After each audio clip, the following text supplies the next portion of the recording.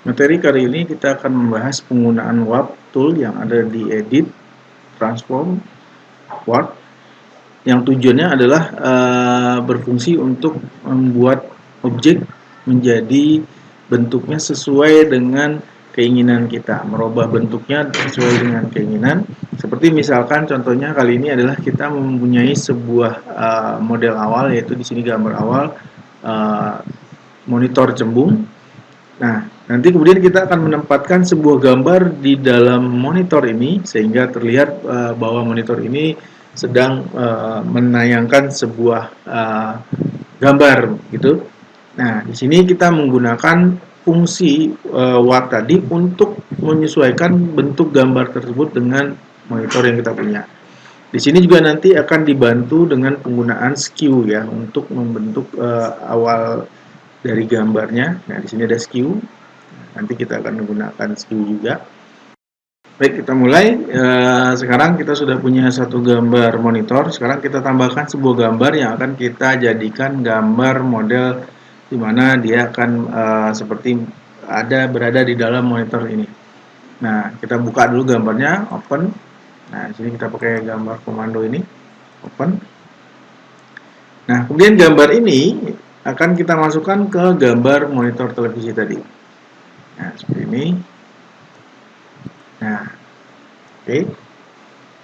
Nah, di sini yang perlu kita lakukan adalah menyesuaikan dulu bentuk monitor dengan gambarnya. Nah, di sini kita gunakan bantuannya, kita gunakan fungsi edit, transform, skew.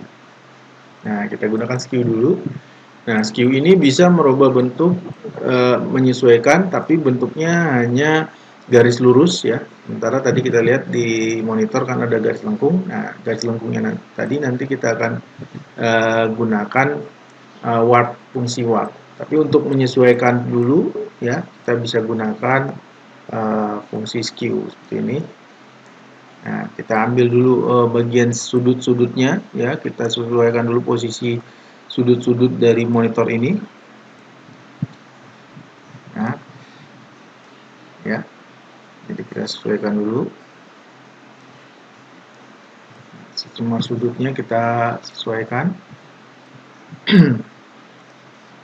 Oke. Nah, gitu.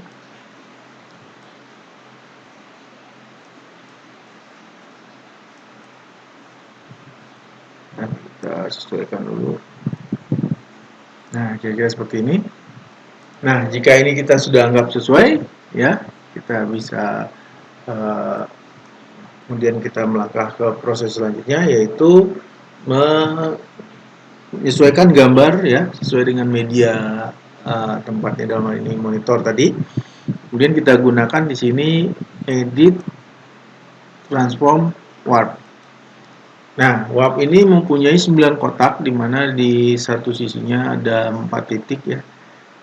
Nah, bagian-bagian dari warp ini itu kita bisa geser ya untuk menyesuaikan bentuknya tadi. Nah, misalkan untuk sebelah kiri ya seperti ini. Bisa kita zoom dulu misalkan. Ya. Nah, ini ada lengkungan. Kemudian di sini kita gunakan edit tadi, transform dan warp. Nah, ini kita geser sesuai dengan bentuknya tadi. Jadi kalau di skew tadi garisnya tetap lurus gitu ya. Kalau di di warp ini sudah bisa melengkung menyesuaikan bentuk dari bentuk belakang dari objeknya tadi. Nah, tinggal kita sesuaikan. Nah, begitupun yang atasnya. Ya. Yang bawahnya pun juga sama. Ya, kita geser. Nah, di bagian manapun kita geser, ya, dia akan menyesuaikan bentuknya. Jadi kalau misalnya di tengah saya geser, nah dia akan menyesuaikan. Ya. Nah, kalau misalnya di bagian manapun, ya, kita geser, dia akan menyesuaikan bentuk. Ini juga bisa digunakan ketika misalkan hasil scan dari sebuah gambar atau kertas yang kita punya itu bentuknya tidak beraturan. Nah, bisa kita menggunakan skew. Jadi skew ini selain bisa membuat lengkungan, dia juga bisa mengatur gambar yang melengkung bisa lurus kembali, gitu ya. Jadi makanya biasa digunakan untuk hasil scan juga. Nah, ini, oke, bisa kita lihat. Nah, dia menyesuaikan dengan bentuk dari objek sesuai dengan posisi yang kita geser tadi. Ya, di bagian manapun kita geser dari semua gambar yang ada di dalam yang tercakup di dalam area warp ini. Oke. Nah, kalau dirasa sudah ya, kemudian kita selesaikan, kemudian kita coba lihat.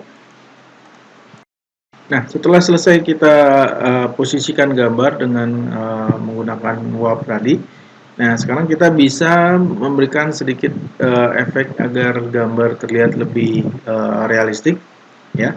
Nah, di sini kita menggunakan fungsi blending mode, ya, blending layer ya di sini.